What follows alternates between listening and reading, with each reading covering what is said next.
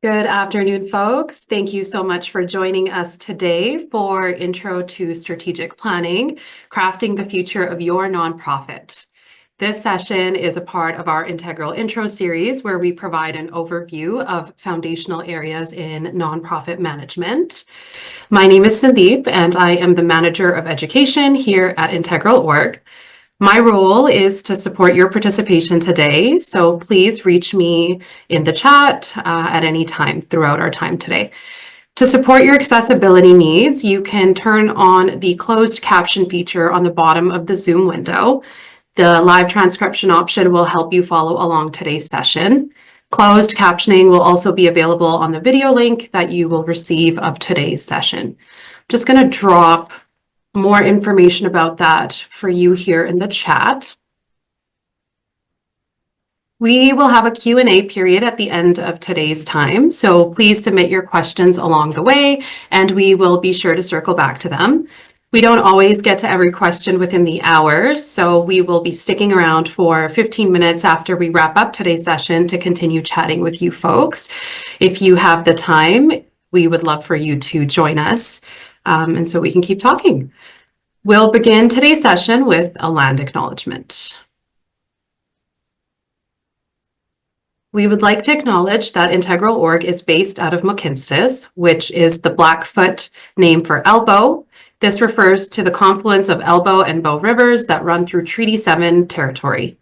Mohkinstsis is situated in the traditional territory of the Blackfoot Confederacy, which includes the Siksika, Piikani, Kainai, as well as the Stoney Nakoda First Nations, consisting of the Chiniki, Bearspaw, and Goodstoney First Nations. Mohkinstsis is also home to the Tsuut'ina First Nation and the Métis Nation of Alberta, District 5 and 6. At Integral.org, our team recognizes the existing tension between the legal and governance structures that we work within and efforts towards truth and reconciliation. And we accept our responsibility to work towards reconciling this tension. We all have a connection and responsibility to the lands that host our lives, our communities, and our work.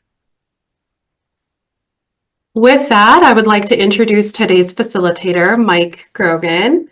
I am going to spotlight Mike for you all right now. There we go.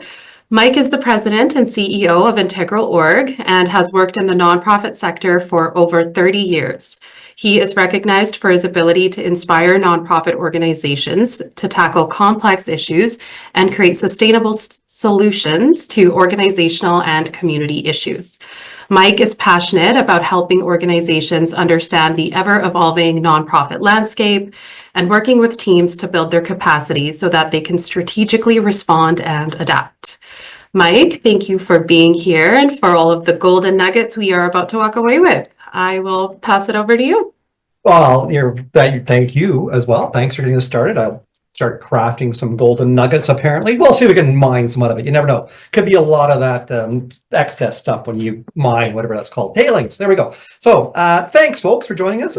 Great crowd. I mean, got 125 people signed up for this. Probably mean about 30 or 40 will show up for us. That's just the way of the world of doing online education. But thank you for coming. I mean, first of all, I know that you're all busy in the worlds that you work within. So to take time out of your busy day to be with us, we do take that is a privilege to spend time with you. I know that there's a lot of different sort of backgrounds, a lot of different sort of places in life for nonprofits, and who's in the mix today. From people, look at the list, people who are very experienced in running nonprofits, big executive director type, in big organizations, and those just starting out. So we're going to cover a lot of ground there.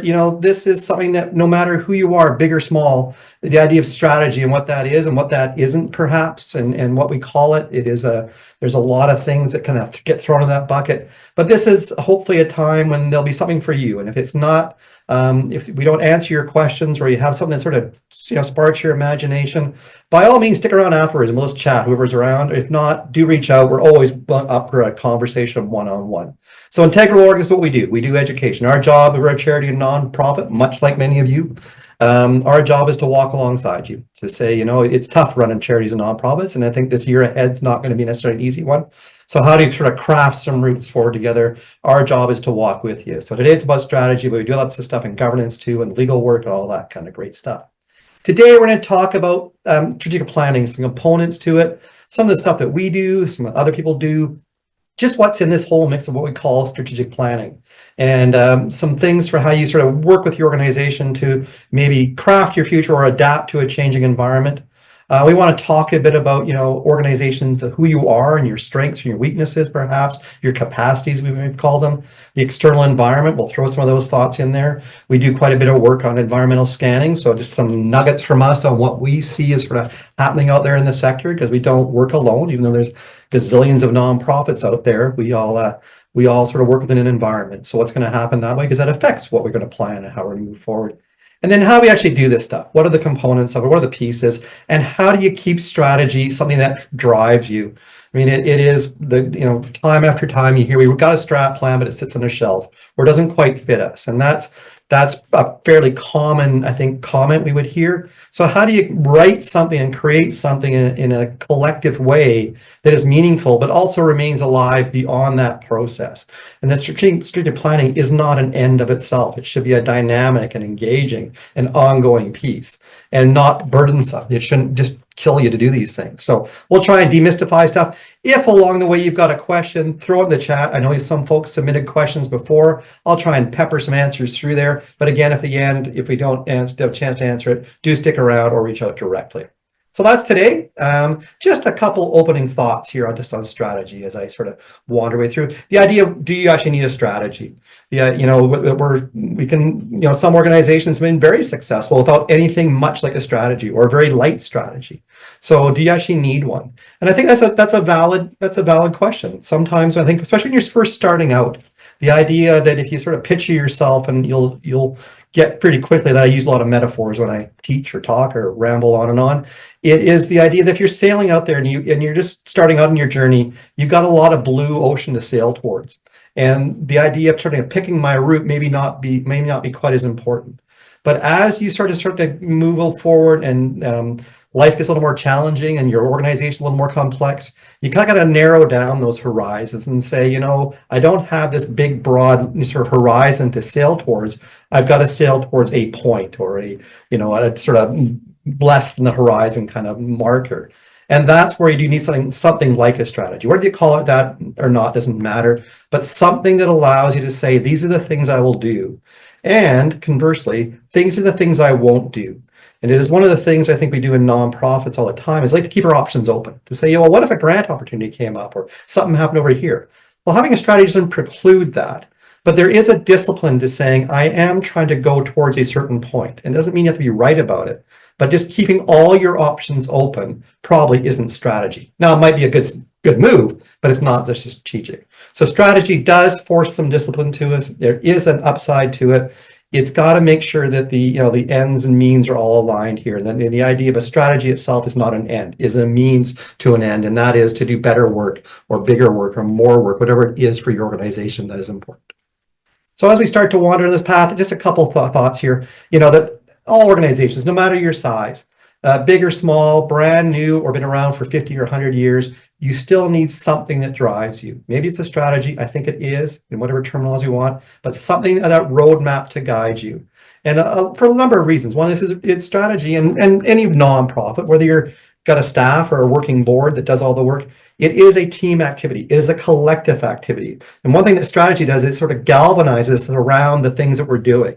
If it's just me doing what I want, I can kind of do anything I want. I don't have to report to a team or rally people around me. When we get more than one person, you need something that says we are about these things. And that is probably one of the benefits of strategy, is it galvanizes and coalesces people around moving towards a common goal.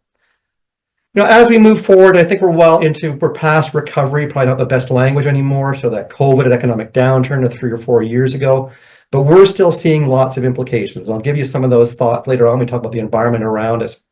There's lots of uncertainty out there right now.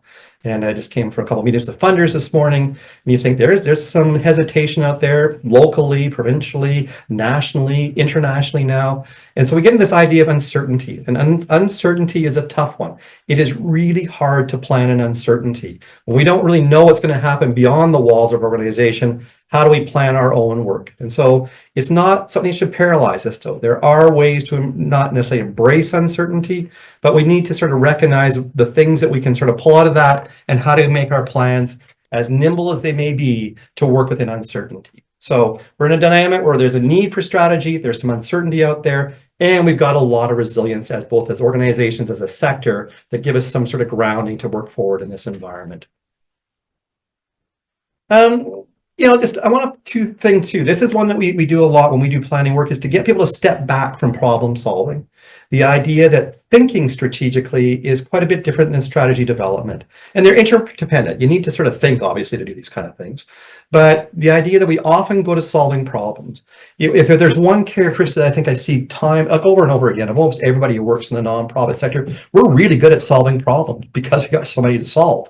We solve them for other people, we solve them for our organizations, we solve them for our staff teams, whoever it might be. But the idea that we get really quick at solving a problem. I do that. You give me a question, I've got the answer before you even finished asking your question. That's not necessarily a good thing, because it's not necessarily a good answer. The idea of slowing yourself down, the Albert Einstein, if I have a problem to solve, I'd think about it for 55 minutes and then write the problem solution in that last 5 minutes. Now, maybe that ratio is not quite it, but the idea of slowing yourself down for strategic thinking, to sort of explore some ideas, to have intuition and creativity and put ideas out there that may disrupt the status quo. That, I think, is a really important part of planning. However long it takes, whatever form it makes, is to sort of challenge ourselves. The strategy should take us from the status quo of today into some new place in the future. And to do that, we need to challenge ourselves and probably think a bit differently.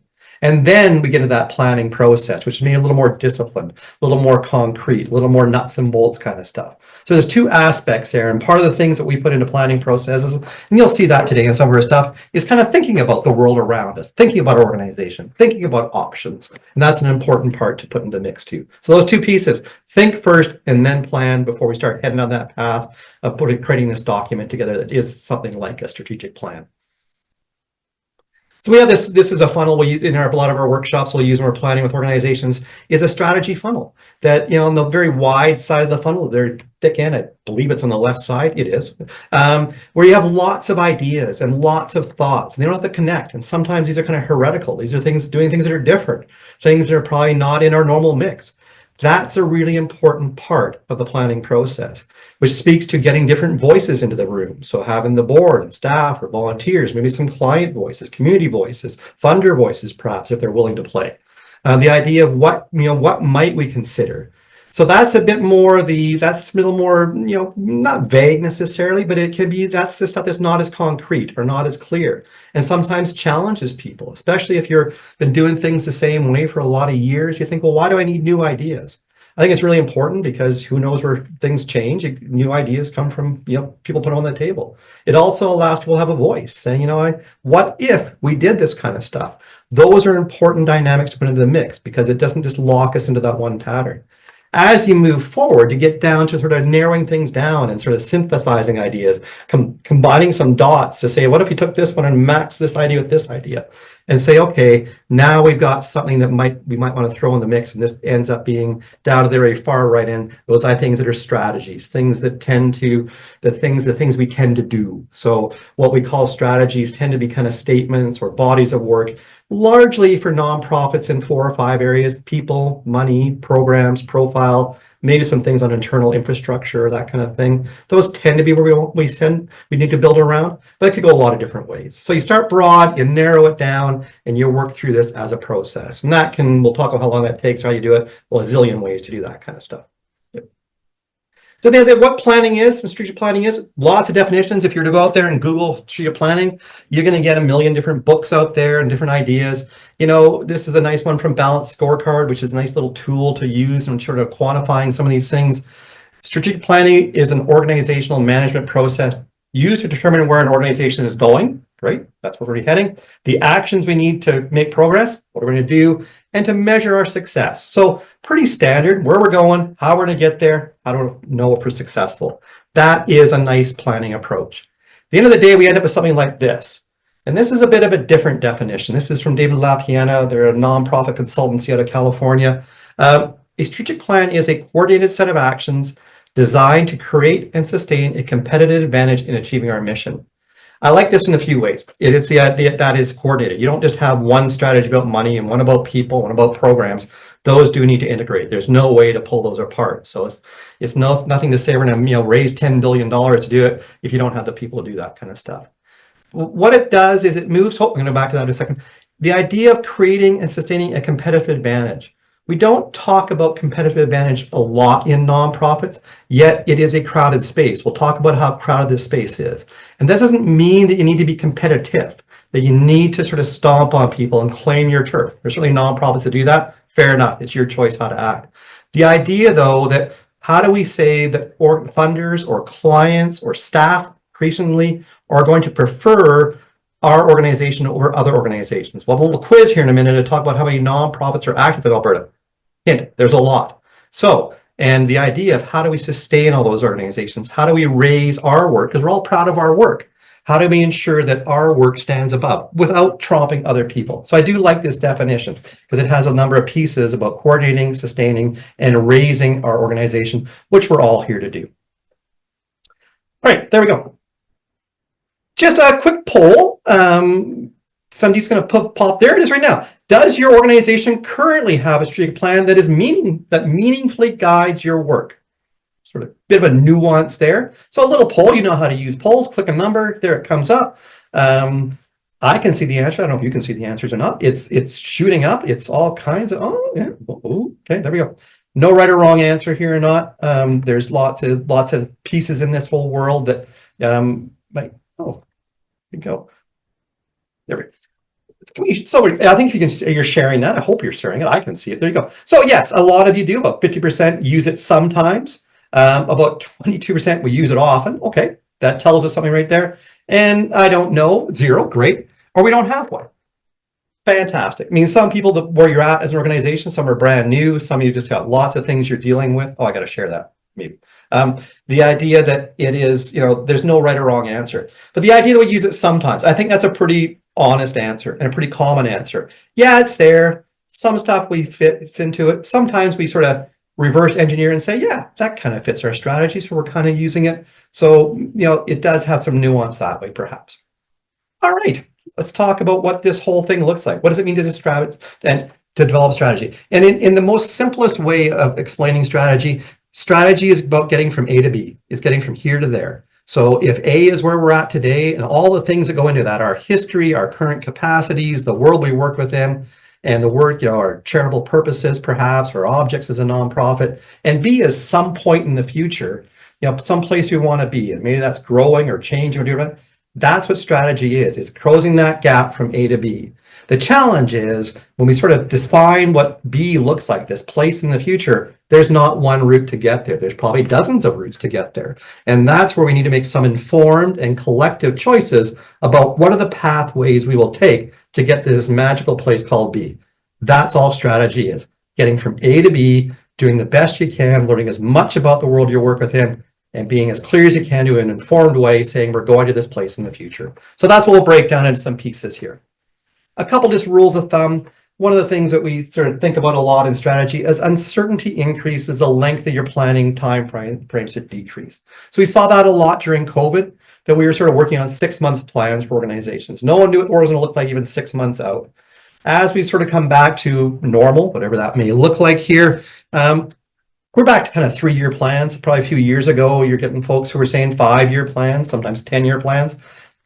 As you get beyond that, so those time frames, 5 and 10 years, you're guessing a lot of what the world looks like around you. So there's probably a piece in there we need to revise some things because it's pretty tough to envision 5 years out and certainly 10 years out.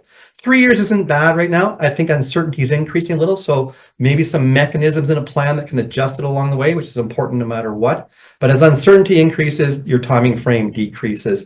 And there's nothing wrong with that. And it sort of suggests the notion that planning is a dynamic activity. It's ongoing. It's not we plan for 3 months and and see again in 3 years or 5 years. That's probably one of the poorer ways to do planning.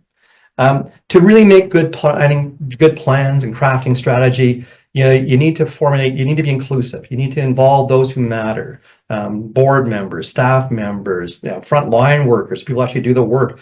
Depending on your organization, how you're structured. If you're just starting out, people who have a passion for your organization, it can be, not huge, but the idea that those to whom this matters should have a voice and are a valuable voice to put in these things. There's no one who's smart enough to say, I understand where we're at today as an organization, where we're going. The idea that, this very much is a team event. We also need to make them clear and focused. Again, that idea of focusing our work down, that's what strategy does as well. It takes us from the million of options out there to at least a fewer options that say, these are the things we're going to try. If we're wrong in our strategy, we pick the wrong pathways, then fair enough. None of us nail it 100%. The idea we can go back and regroup and say, that was a pathway that didn't work out well for us. How do we refine that a bit? If it's totally wrong, how do we find a different pathway? So it's the idea of keeping things focused, trying your best, learning from it, and adapting when you need to do. And these are organizational wide activities. Your governance, your features of the organization, however it may be, the management, the operational styles, they all need to align within strategy. Perhaps in the development process, but it's not like the staff just go to a strat plan and the board just signs off on it. Your governance models and the way you govern needs to align with these things because you're pulling all in the same direction.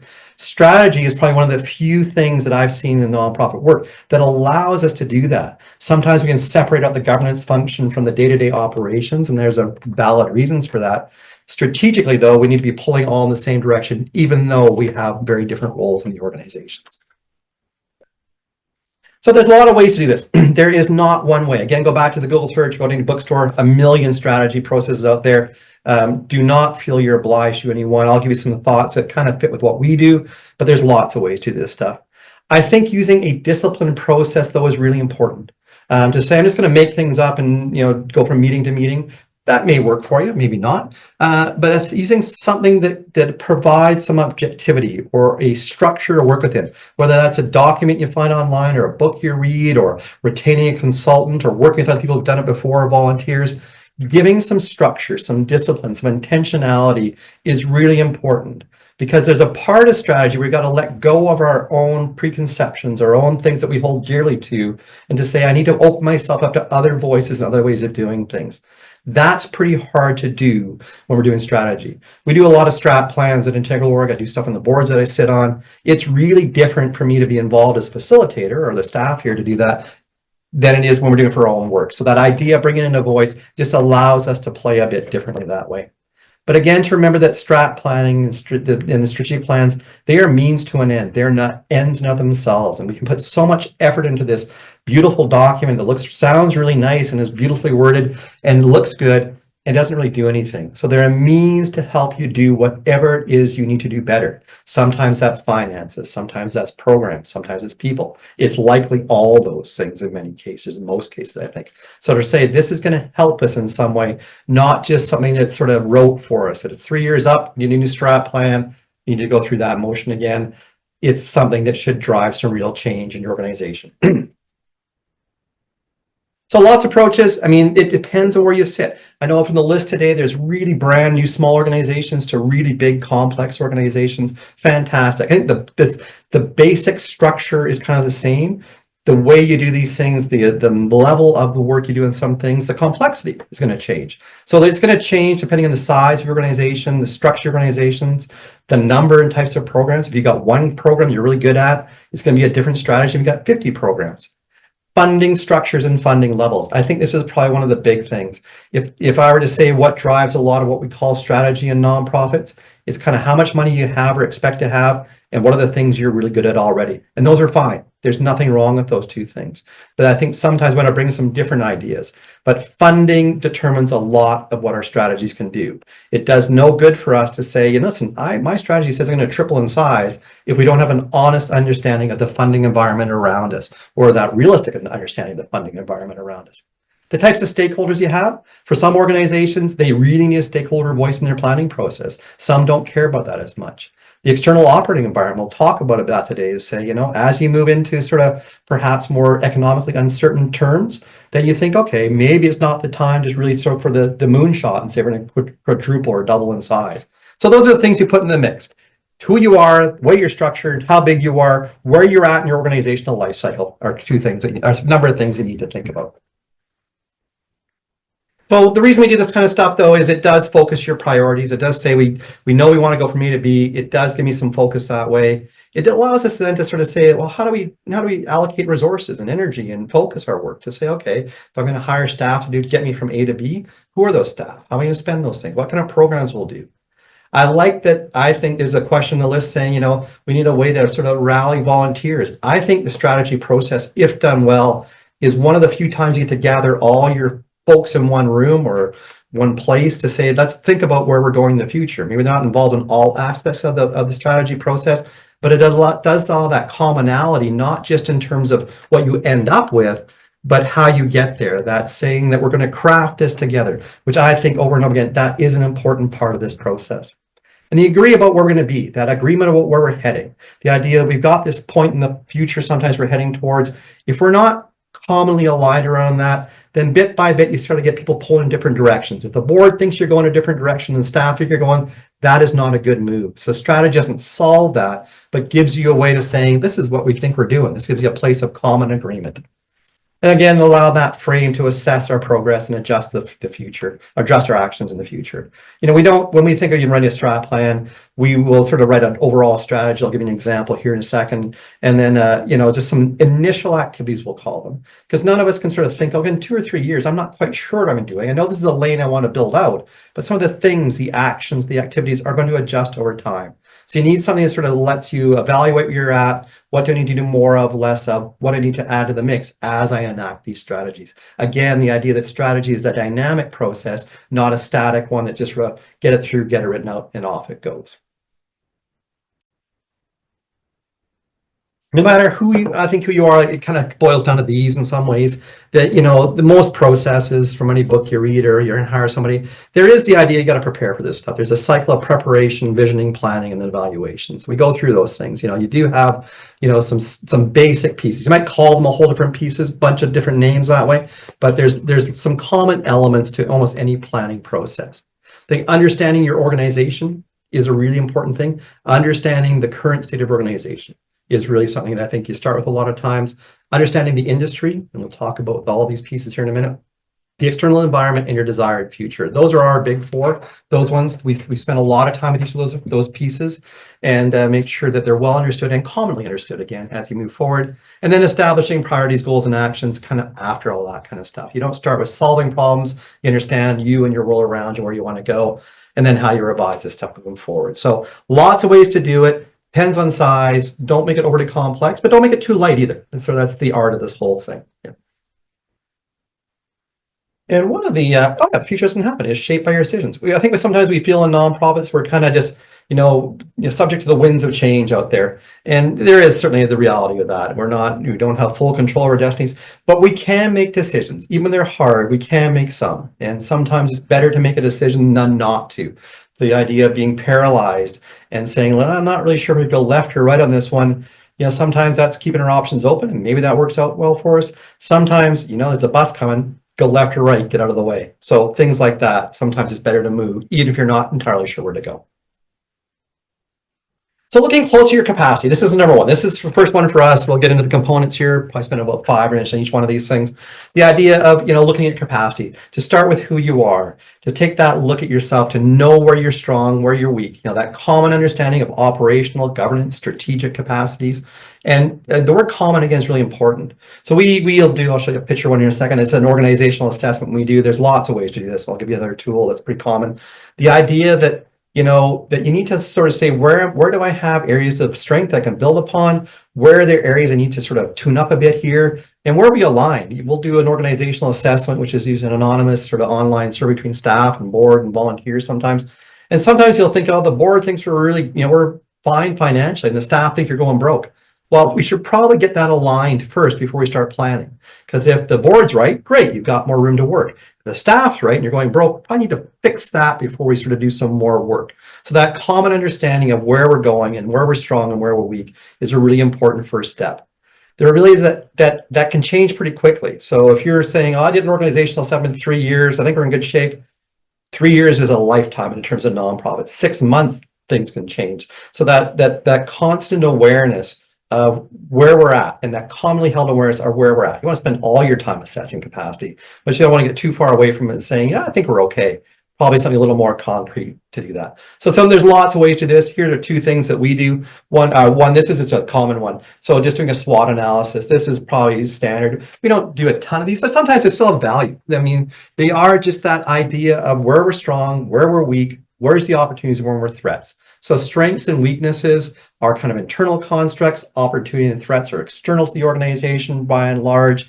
And, where do we do well? What's our strength? What can we build upon? Those are a really important part of strategy. If you've got something you're really good at, that's probably something to lean into. Conversely, if you've got an area of weakness, well, maybe that's not the area, that's something to address, not to avoid. You should probably fix weaknesses or at least be aware of them. But the idea of maybe we need to fix that before we move forward. So these are things you can do just as a staff team. You don't need a facilitator to do it. You can do this in a board meeting or a staff meeting. Where it's challenging, though, I think, is you're not going to sit around a table with the board and staff, and it's unlikely the staff to say, one of our weaknesses is the board. I think they're the ones holding us back. So you may not get the candor on this one because it does tend to be a little more, direct, and writing sticky notes down probably doesn't cover it as much. So it does have some value. It does need some trust along the way, and probably, it's an easy one to use in other ways. One of the things that's interesting, I think, about doing strategy and capacity, I'm not sure this is a place to put this slide, but it's here, there it is that I think we have this view in nonprofits that success is getting bigger or doing more every year. And there's nothing wrong with that, right? That's baked into my mindset, and that's kind of what I think in a lot of ways.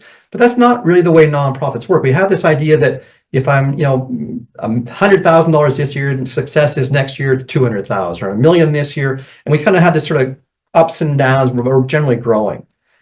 Another way to look at strategy is this, and this is called the adaptive cycle. If anybody's done innovation work or we come from the biological world, this is very prevalent. The idea that we go through cycles as organizations, or even with programs in organizations, where you start things up, they grow, they mature, and at some point you end those things and release the resources and you go back to doing things new. And that's a tough one for sometimes nonprofits get their head around. Sometimes funding doesn't fit this very well.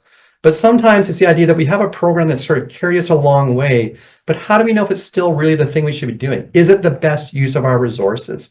So the idea of constantly, or not constantly, but regularly, I guess, sort of assessing where are we at in the life cycle for our organization, for this process, all these kind of things. So to think about, nothing is baked in stone. No nonprofit has this God-given right to be here forever. I think sometimes we think we do, but we don't. The idea that there's other ways that resources can be used in community within our organization to do more good and better good than we think they can be. So again, understanding where you're at in terms of your capacity. One thing we do is an organizational assessment. We do this as one-offs. We do this as part of our planning processes. And it's just that sort of online, take a look at who you are and allow it to you in an anonymous way. We do them pre and post for nonprofits. So we'll do, if you're doing a strat plan, we'll do it in the front end to see what are we working with here. We'll try and follow up 6 months or a year later and say, okay, are things moving along? Part of our own impact measurement stuff. But again, lots of ways to do it. Take a look at yourself first before you start thinking about the future.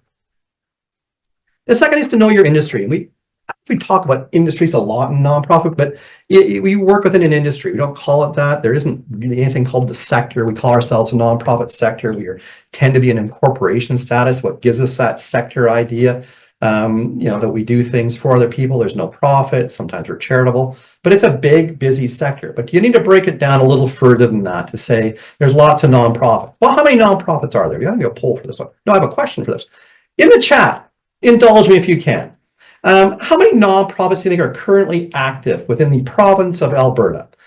Just, take a wild stab at that. I'll try and actually read chat stuff because I know. 1,000. Thank you, Ken. Ken's a little light on that one, I would think. There's probably a few more than that. Oh, man, 800, 8,000, 30,000. 26,000. What's wrong with you, Northwest Soccer? There we go. 27. Somebody's reading the answers. Okay. There's a lot. I'll put it that way. So the next slide, great answer. Thank you for that. There are 50,000. Yeah, a little bigger. Oh, come on, slow it down. Give it a month or two. Right now, I'm going to give you a cool dashboard to play with here too. We'll put in the chat as well in a minute here. I'd say there's about 30,000, maybe 26,000 registered in Alberta, but you have other incorporation acts as well, the Canada Not-for-Profit Corporations Act, or nonprofits who are registered somewhere else and work within the province. We have a lot of nonprofits. Call it 30,000. That's a nice number. Way to go. That's a lot of nonprofits. This isn't a real stat because I'm going to make it up, but I'm an economist. We tend to do that. The idea that I think we have more nonprofits per capita than probably almost anywhere else in the world in Alberta. We have a lot. And there's probably a lot of reasons for that. I've always wondered why that is. I think maybe it's because we're entrepreneurial, the Wild West, or we're mavericks. We can start things up. It's easy to start a nonprofit. It's tougher to sustain it. Maybe we don't get along with other people, so we got to start our own thing. You see a lot of that kind of stuff. We have a lot. What we do know, though, is there's probably not enough money, people, or bandwidth to support 30,000 nonprofits in a healthy way. We're seeing that play on boards right now. So each of those 30,000 nonprofits, between 3 and 20 board members, perhaps, like 5 to 10 as an average, perhaps. That's a lot of board members. Boards are struggling right now. It's hard to get board members. It's hard to get staff. Maybe for some nonprofits, it's hard to get money. Pay for every nonprofit, it's hard to get money. So are there the resources to support 30,000 nonprofits? Probably not. So the idea that when we're starting a nonprofit, we're doing our work, to be recognized that we're not doing this alone. That idea of competitive advantage comes back into play. What do I need to do to raise myself, maybe not above 30,000 nonprofits, but if I'm in a certain kind of area, I'm in a geographic region or a subsector, again, I'm not alone. There's not 30,000 causes. One of the things that's kind of cool is just come out. If it's the next slide or not here. This is the Alberta nonprofit listing, and then Sandeep's going to put that in the chat there. This is launched by the Alberta government on December 23rd, as only the government can do. Let's put it out then, because who doesn't want this as a Christmas present? But this is an interactive dashboard built by Culture and Service Alberta. I think Treasure's in there too. They did it in about a year. It's remarkable. And it's not just neat data. It's got all kinds of ways you can look at stuff. But it allows you to go on and say, these are all the active nonprofits. You can find your own nonprofit in there. You can see, are we still active? That's a good thing to have. If you're in a thing called start or struck, means you're not an active nonprofit, means you're no longer around. But it allows you to break it down by geographic region to say, okay, in my community, in my riding, by postal code, by sort of different types of filters to say, okay, maybe there's 50 or 60 or 100 nonprofits in my community. That is something to be aware of. And you won't necessarily know the cause. That's the one thing. You won't know if they're disabilities organizations, perhaps, or addictions organizations, or arts organizations. But you'll have the list of their names. You can do that work yourself and say, well, these are the 50 organizations, or 100 or 200 organizations in my riding or my geographic area. I can go say, okay, there's 12 arts organizations. Is there somebody else out there like me? And it's one of the things we get a lot. We do lots of consultations and clinics on starting nonprofits, fair enough. And one of the questions is, there's probably 50 organizations like you. And if you want to start with that environment, totally up to you. I mean, that's where new things come from, right? The idea that it's yours and you want to start things. You all start things that are ours. So I think there is, the idea of knowing who's around you, knowing the industry within you. And beyond just knowing the numbers, the next thing we'll talk about is just, okay, who are these people? So we do a thing called an industry analysis. This can be not necessarily, it can be light, can be heavy, doesn't necessarily matter, but to be aware of who is like you out there, who is like you, who could do similar work. Maybe not the exact same work. We all think we're unique in many ways, and probably we are. But an industry analysis is that tool to understand, in this case, a company, but a nonprofit's understanding your position relative to someone else that produces similar products and services. So the questions we would ask and do an industry analysis, what do we really do? We have a purpose as an organization, but even with organizations in, say, disabilities, you might have some who work in brain injured, and we've got an enterprise, a social enterprise thing here. We've got some home services and day programs. Those are perhaps different parts of your model. And you sort of pull it apart of it and say, within those pieces of our model, our business activities, our activity areas, what's the demand now and in the future? What's going to be happening down the road? If you're working in senior services, you're probably going to know the demand's going to go up over time. If you're working in settlement services these days, and Canada dials back on immigration, maybe we're going to have less demand. Those are industry questions that are going to go into your planning mix. What are the barriers to your entry? Who else can join this? Do you have a proprietary set of information? Are you in a geographic region where there's no one else around? Who else offers services in this area? If there's 15 other organizations that look a lot the same to you, you need to consider those in your planning, because funders are going to look at those things, clients are going to look at those things, volunteers and staff look at those things. So we don't want to fool ourselves to say we're all unique. We're all unique in some ways, but probably not as much as we think. What relationships are important? What are the future opportunities? What are the future challenges?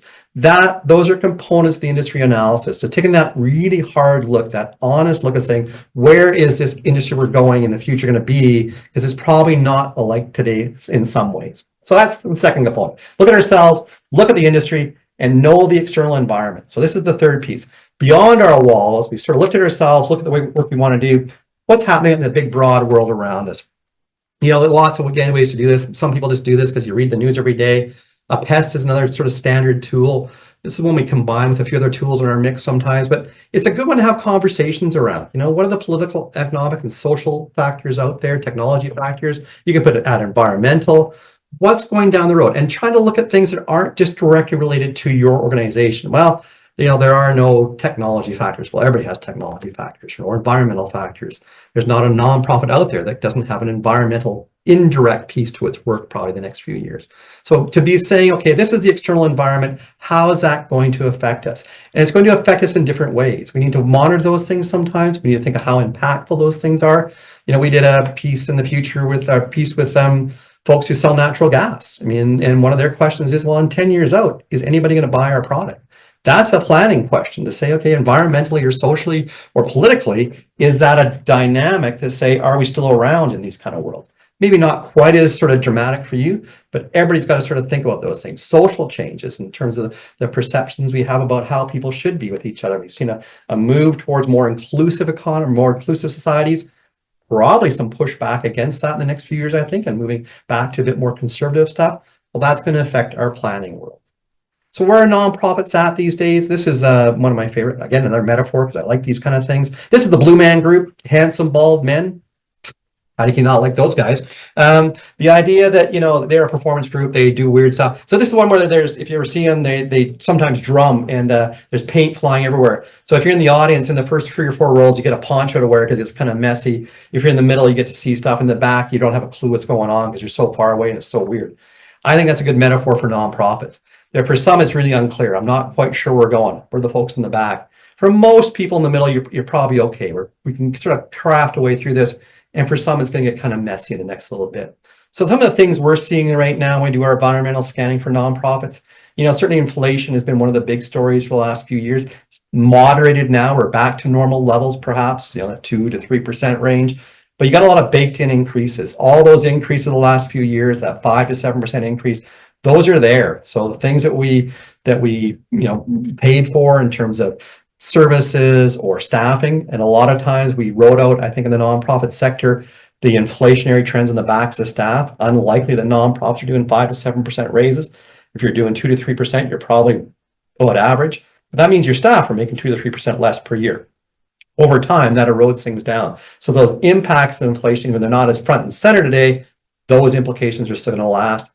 Affordable housing, the idea that this is one comes up, and we wouldn't have seen this 2 or 3 years ago when we talk about the biggest stresses for your organization: housing for our clients and housing for our staff, or the general environment around the amount that people have to pay for housing. Maybe decreases volunteer time and boards for volunteer for program stuff. So affordable housing comes up all the time, and I wouldn't have seen that 2 or 3 years ago. Lots of effort moving towards that. It will come down, but this is a multi-year shift. Get that back down to something where it is not so much front and center, especially, and this isn't for organizations in the affordable housing space. This is anybody. To have your staff live somewhere, have your clients be somewhere to live.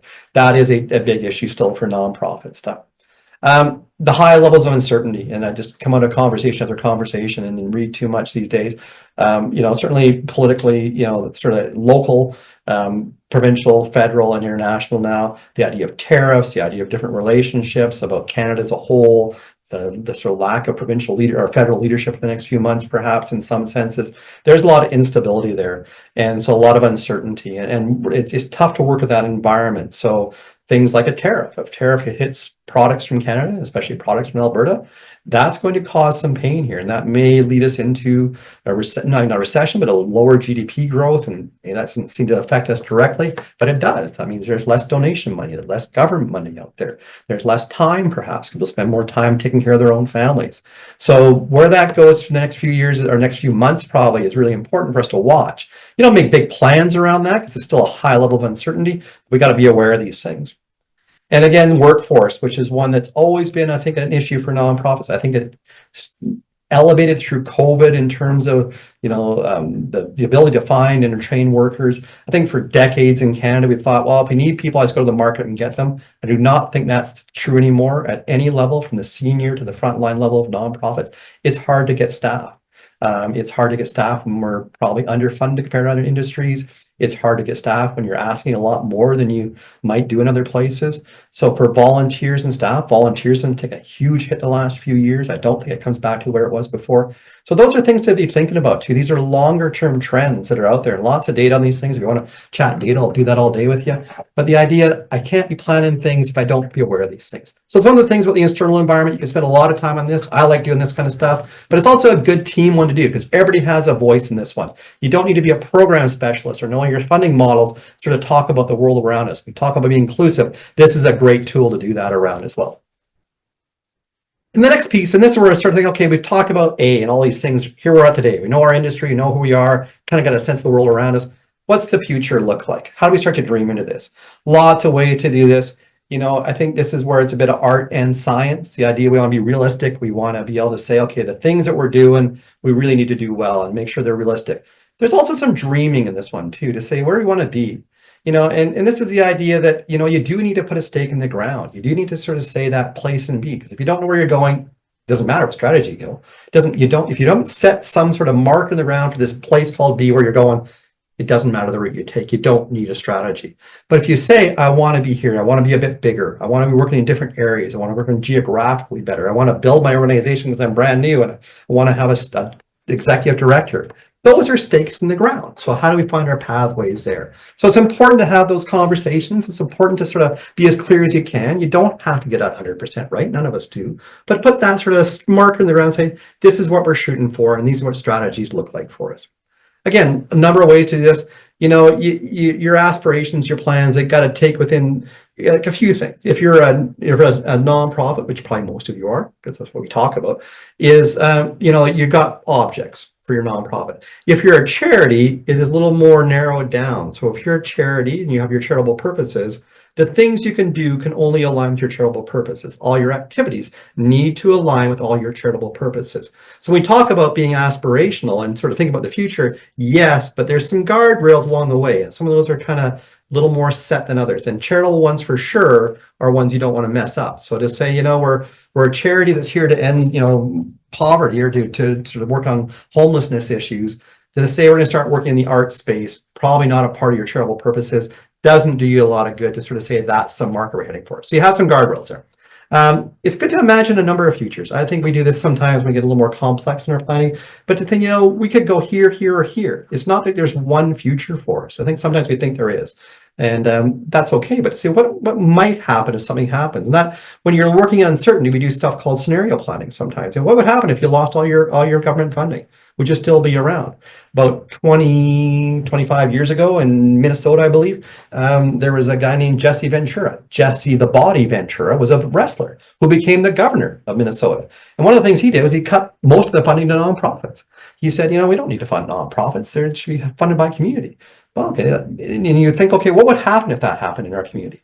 And, years later, the nonprofit sector did not die in Minnesota. It's maybe not as healthy as it could have been, but there were routes forward like that. To envision some of these things, even if they seem very far-fetched and heretical sometimes, it's not the worst thing to consider these things in our planning. Maybe we don't plan towards them, but to consider those different futures is not the worst thing. The challenge is we're making decisions today and we're going to set a course of action and we don't know what's going to happen in the future. So that's why we do that background work to say what's going to happen economically, where are we at strength-wise, where are we at internally, all that kind of stuff. We don't really know what's going to happen. So that's the risk we take in any planning process. And that's, again, why we need to reevaluate and reset along the way. Be real honest, the past is a lot of times related to the future is related to the past. We don't tend to change in broad, big swings unless something a really big opportunity comes up, or more likely a crisis comes up. So today, the future that probably does align with the past, but you got to sort of challenge yourself. Well, is that where we should be spending our time? Okay, it's worked well for us for 30 years. Okay, that's probably an indication the next 10 is probably going to be okay, but maybe not. When do you push yourself? Sometimes just using very simple prompts. You don't need to make this really complex, asking your thoughts on each program. What should we start doing, stop doing, continue doing? What do you need to refine? Just really basic questions. What's working well, what's not? Have those conversations. Sometimes it's good, and we tend to push organizations a bit. Big, hairy, audacious goals. Maybe they're not that big or audacious or even that hairy. But the idea that, what is a goal that stretches you a bit? My comment before that, a lot of times strategy is how much money you have, what you're doing well. And I think that's fair enough. But sometimes you say, okay, what if? And especially if you're an organization that's got a bit of a track record, maybe you're a little stronger, maybe you've got some opportunity, maybe the bar is set a little higher for it to consider those things. If you're just starting out and you've got some things to work on, maybe you keep them a little more conservative along the way. But the idea of what stretches us, I think part of strategy and the interesting part of doing this work is, what's a different way? What's a bigger way? What's new we can create? That's the exciting part of it. And then living into that stuff. We do a piece called sustainability analysis sometime, where you break down your organization into business units, kind of like the industry stuff. But we look at how important is this program, perhaps this area of your organization, in terms of mission impact and in terms of financial sustainability, and do it that way. So there's ways you can sort of pull apart your organization, lean into your strengths, maybe let go of some things again that aren't working so well for you. Those are nice future planning things. Again, you be inclusive, you involve to whom the future matters. And it's not, again, this is a team game. None of us is that smart to craft all this stuff. So different voices, craft that future together. Maybe start with that and bring it back to people to work it, because I think you can't write a whole plan with 30 or 40 people, but get some voices into the mix and then refine it till it fits. Sometimes you sort of come up with a version and you got to sort of think, okay, the future is kind of this, and this, and you get it down to something that's both aspirational, because it does drive us towards something in the future, but somewhat inspirational too. When we think about the future, it should invite people into playing with you to get there.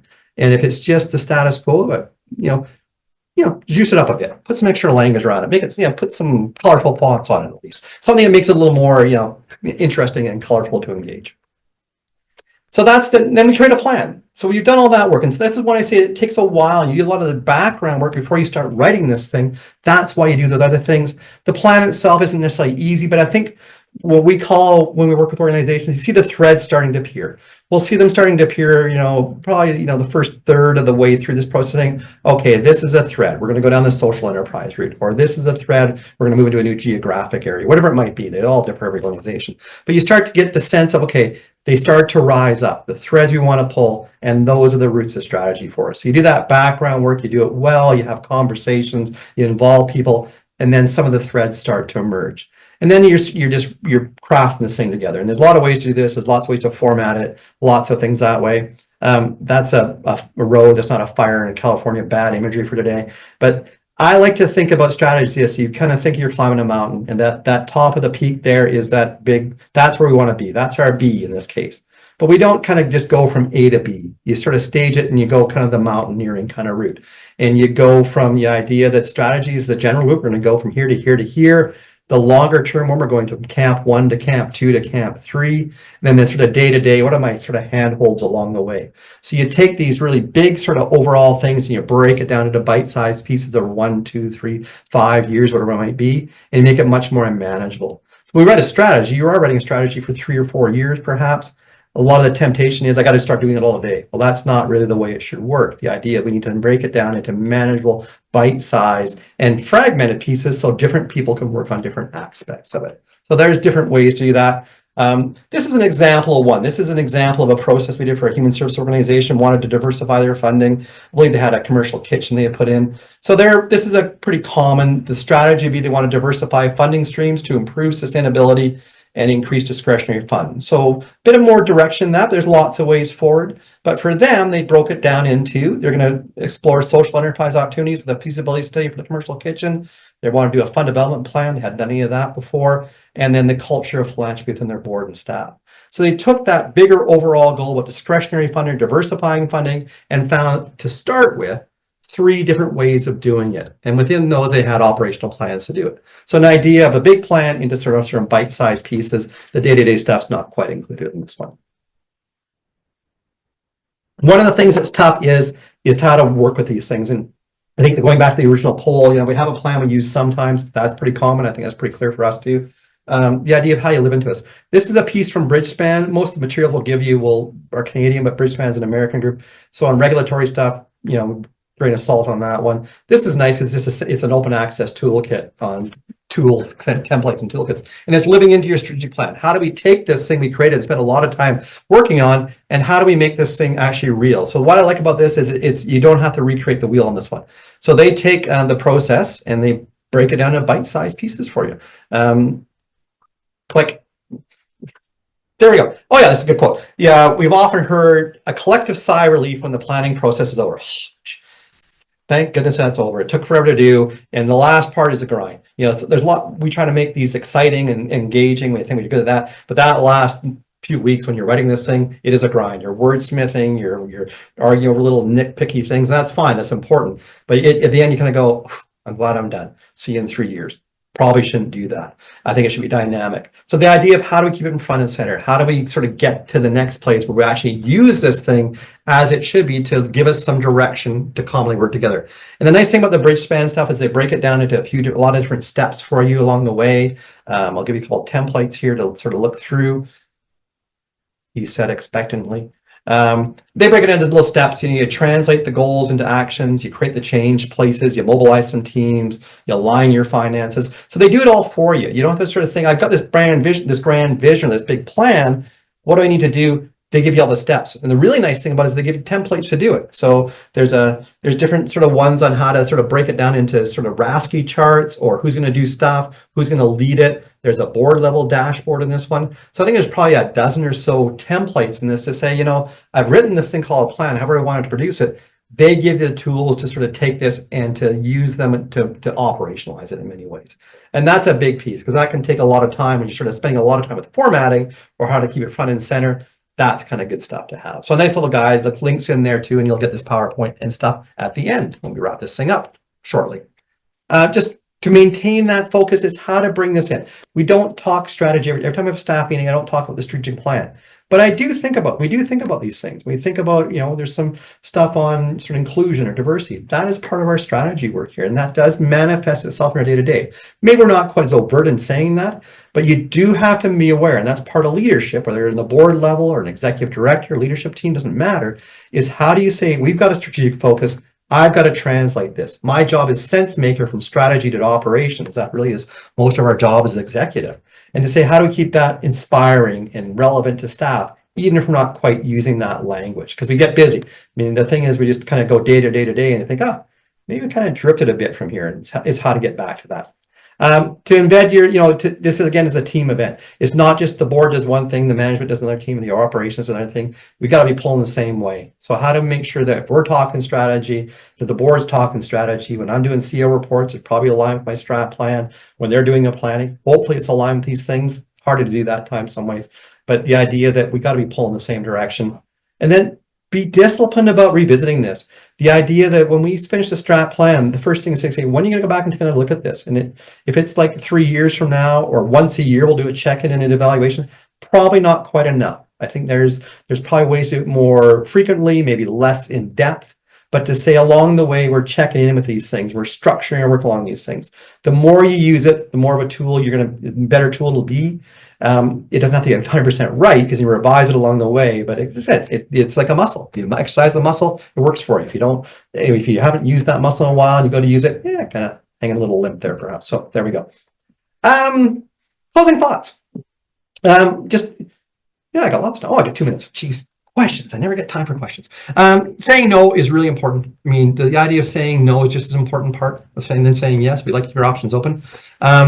Demand for service. This is the idea. The demand, whenever we frame that for services, will always probably outstrip our ability to do those things, and that's the dynamic we work within. But to recognize that we got to be realistic about that. To see we have mission statements or vision statements quite often are very grand. We're going to change the world. Our capacity is lower than that. Strategy should give us something that makes it a little more realistic. I think there's a trend we see that smaller organizations, startup organizations, would be very grand in their visions. I love that. I love to shoot for the sky. The idea that, you know, you got to be a little realistic about some things sometimes. But as we get bigger, we become a little more conservative. We have more to lose. So I think big organizations tend to be a little more, you know, I mean, not conservative is the word, but a little more, you know, balanced in their work sometimes. So the idea of how do you have both? How do you both that dreaming and dreaming big and still being realistic? That's the art of doing this kind of stuff. There we go. A couple questions that have arisen along the way. You know, it's just the idea of, you know, who does this? I think it's a conclusive thing as board and staff. Do you need outside help? You don't need to hire us. You can hire anybody. You don't have to hire anybody. I think an objective voice is really important in these things, and some discipline's important. We had a question, but can you do this together? Yeah, so one of the few, not the few areas, but a lot of times we do things alone as nonprofits. And could you do this in different ways? And we do have some, and there are ways you can do that. I think you can do some of the theory part collectively. There's certainly some parts you want to sort of carve out because you're having some very, you know, behind, you know, open the kimono kind of conversations. You probably want to do that in a large room. Well, maybe you do, but I don't know. I wouldn't. The idea that how do you sort of balance those things? I think there are some interesting ways to do that. You could, you know, because these can be lengthy and pricey things, but the idea maybe you could do that collective. I think it'd be an interesting way to do kind of things. That's the only questions I'm going to get to right now. Sandeep, I'm going to let you hang out and wrap us up here, and we will hang. I'm just going to hang around informally afterwards if you want to chat. If not, so there we go. Sandeep, back to you. We recognize that the questions that you have may require a more in-depth conversation about your organization. For more specific support, we encourage you to access one of our free problem-solving services. So this could be a short phone or video consultation or a 1-hour problem-solving session called a clinic. These meetings happen between your team and one of our integral org experts. Clinics and consultations are a part of our mission to educate and support Alberta nonprofits. So we're here to help, and don't hesitate to reach out to us. You can find more information about how to do that at this link here. This will take you to our clinic form, and we will be in touch. Thank you, folks. Thanks for spending time with us. Again, we're here to help you, so do reach out. And along the way, if you want to hang around after, we'll stop sharing. If you want to chat, we're going to do that. If not, just reach out and we can chat anytime.